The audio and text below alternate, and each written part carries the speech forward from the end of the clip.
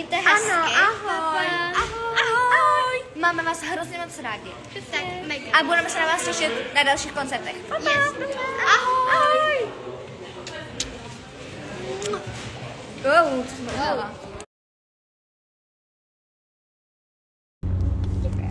Oh my god, čau všichni, já se podívám, kdo tady psal. Co? Jakože nenatačí se zase. Jo, já se jenom přečtu.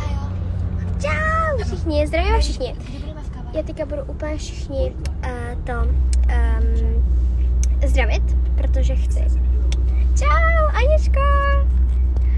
Myško, jak chutnal donut lotuskový. Jo, já jsem ještě neměla, protože, já ti to vysvětlím, jo.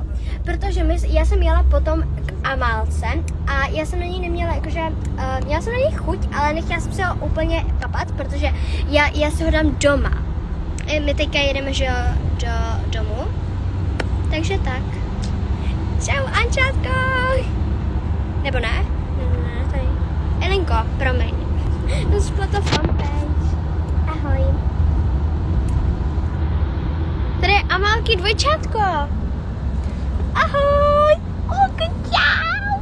No. Ano, budeme chutnat určitě, protože lotusky mám ráda.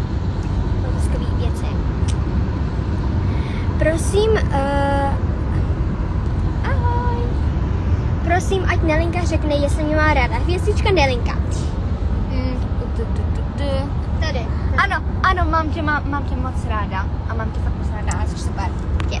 Já jsem úplně všichni rádi. A to všechno tobě, ne? Prosím.